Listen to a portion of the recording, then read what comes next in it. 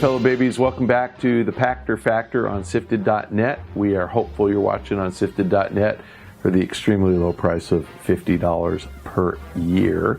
If you're watching on YouTube, we understand that you can't afford SIFTD or you have chosen not to. I think if you can't afford it and you've chosen not to, you're a cheapskate. Get over it. That's just what you are.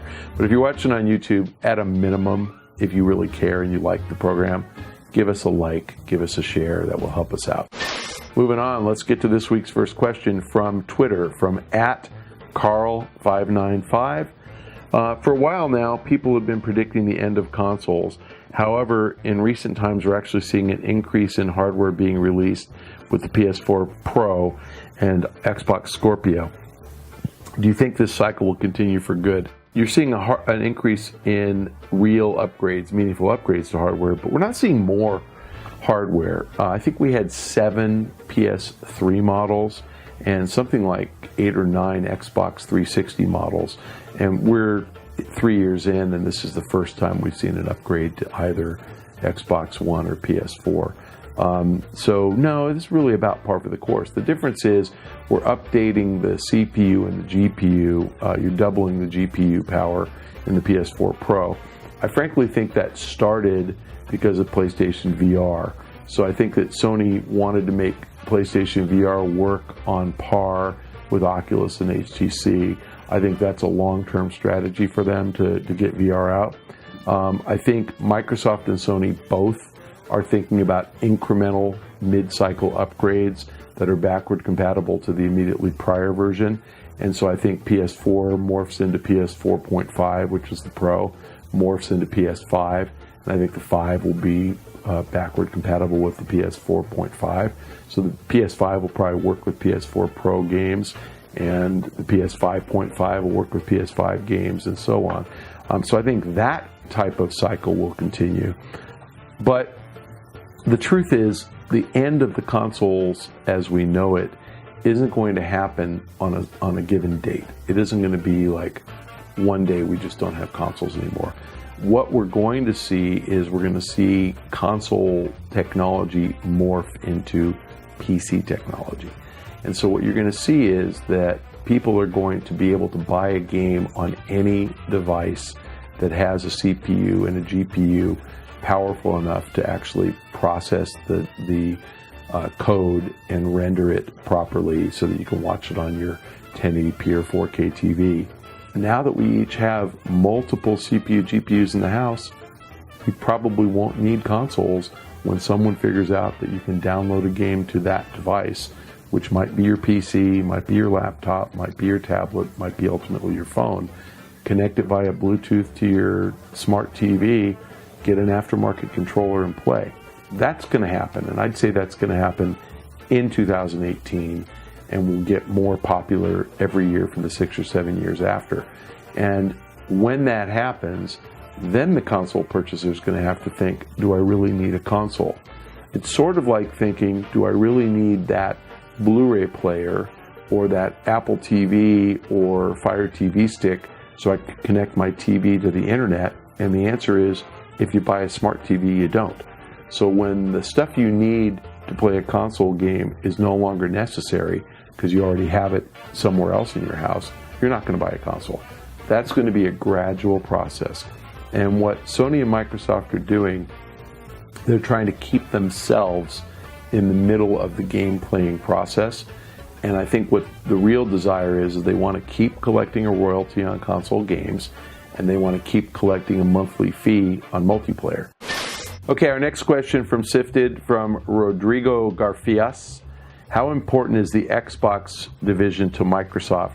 Do you think that Microsoft will invest even more on Xbox to compete, or is it too focused on the other products? Good question. I mean, that comes up all the time. You know, is Xbox central to Microsoft's thinking? The truth is that, you know, Microsoft's core business is Windows, and probably their second biggest effort is cloud, is enterprise software in the cloud. Then third probably is Xbox. I mean, you know, you could talk about the various Windows products, but they might make more money selling Windows, you know, Office and things like that. But Xbox matters to them.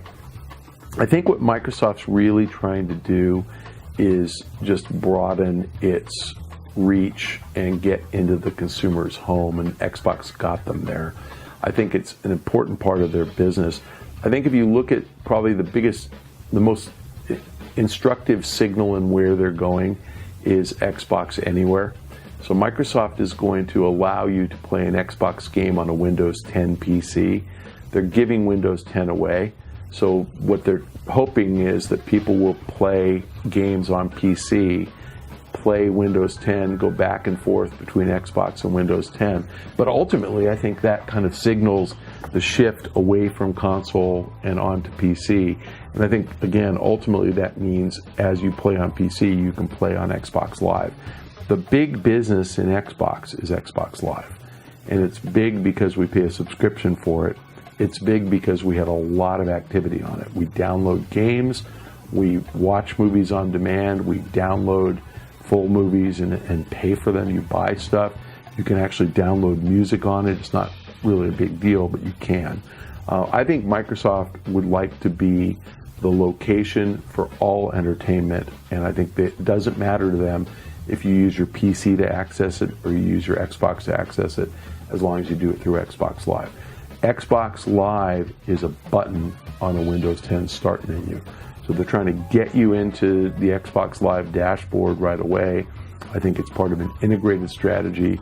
I think that they would ultimately like you to have everything that you use in the cloud, whether it's productivity software or internet access using Explorer or games or music or movies or anything.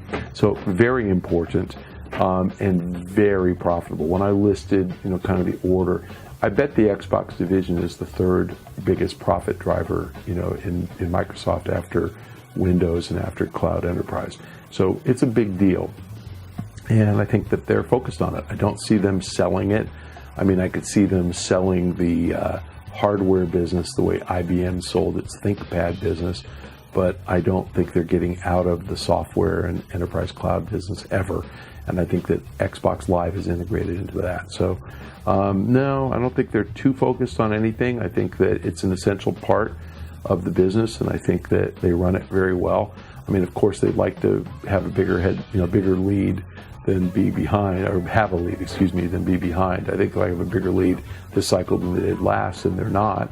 But that's really more just kind of a testament to execution missteps at the launch of Xbox and to exploiting on Microsoft's missteps by Sony. So, I don't know, it's a little too late probably this cycle. Maybe they get it back next cycle, we'll see. But no, I think that they're going to continue to run Xbox. It's very important. It is very profitable. It is very successful. It just doesn't look as great when you compare it to how well Sony's doing this cycle. We have a question from SIFTD we talk to Sore Fear all the time. How's Sore Fear doing? He has good questions. Sore Fear, what's wrong with you? You just got nothing better to do than ask Pachter Factor questions. What is the story behind Mad Catz? Was it ever very successful? Do you see it having any kind of success going forward after the Rock Band 4 debacle? No. Look, Mad Catz is a company that does a fine job making accessories for PCs and primarily PCs. Mice, gaming mice, keyboards, headsets, I think external drives and solid state drives. I mean, they make a lot of stuff. They have a bunch of segmented products. They have a super high-end Triton accessory line. They have gaming mice like Rats mice that are pretty good. I mean, I used to use one. The problem with Mad Catz is that they've just never been able to get their revenues to a point where they could be consistently profitable. They're always kind of in that 50 million to 100 million revenue range. I mean, I think maybe one year they did a little more than that and they were profitable. And it's just a tough business. And so I think the problem that Mad Catz faces is that you've got Logitech, you've got Plantronics, you got Razer, competing with pretty high quality gaming accessories. On the headset side, you've got 100 guys competing. Obviously, people use Beats headsets, for gaming. You can use a whole lot of them.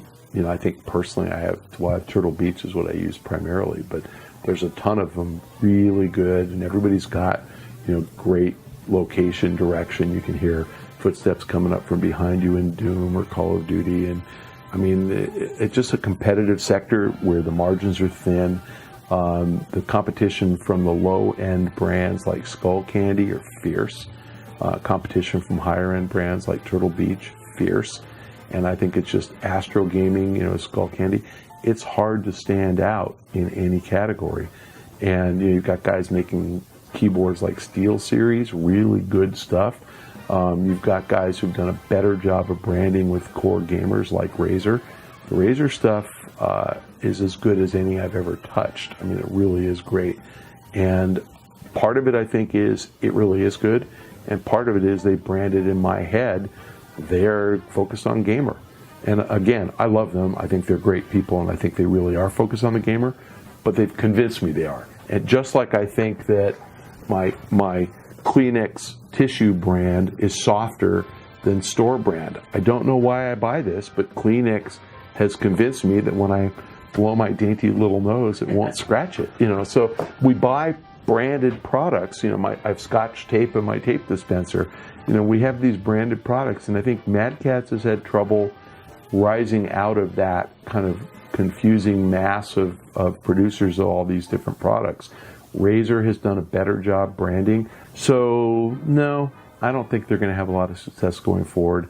They got the deal to do the Rock Band 4 peripheral instruments, and Rock Band 4 didn't sell very well. So it's hard. We're not filming this in my home office. I have a Mad Catz Fender Stratocaster Rock Band guitar from the first Rock Band, and it's really cool. And it was $300, and it's a prop in my office, but it's really cool. I bet they sold, 1,000 of them. I mean, they couldn't have sold very many, but if you played Rock Band, it was really cool. It's just that they can't really stand out. So nice folks, they try hard. I like them. I wish them success. They're just in a very difficult business that, we on Wall Street call commodity components. I mean, they're making commodity products, and it's hard. Kleenex is a commodity product. It's hard to stand out unless you brand yourself as being superior. Crest toothpaste is a commodity product, but some people think Crest prevents cavities better than Colgate, and so they buy it. It's hard to stand out. Hope that answers your question. Our next question this week from Twitter, from @GameBoom501. Are you ever embarrassed to tell your older colleagues that you play video games? Do you think the stigma that video games are for kids still exists? No, of course I'm not embarrassed. I think playing games is a badge of honor. Where it gets embarrassing is I can't do competitive multiplayer shooter games because they're a little too fast for me. My kill ratio in Call of Duty last I checked was like 0.8, 0.82 or something. I get my ass kicked. That's not terrible. It's under 1. My point That's is, not bad. Yeah, my point is I'm way under 1.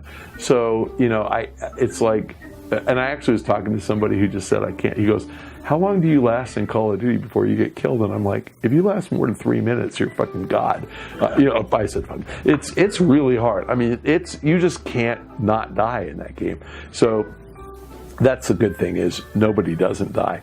I'm much more of a co-op player. I love Left 4 Dead, where you can flank yourself with somebody who's really good and you never die. But I play a ton of games. No, I'm not embarrassed. Games pay for my lifestyle. Games bought this T-shirt, this fine T-shirt. So yeah, I love playing games. I'm not embarrassed at all. I think that the answer, though, to the second part, the stigma that games are for kids, does that still exist? I think that Candy Crush and Words with Friends kind of converted people. I think that Candy Crush attracted a lot of moms who didn't consider themselves gamers, and even my wife.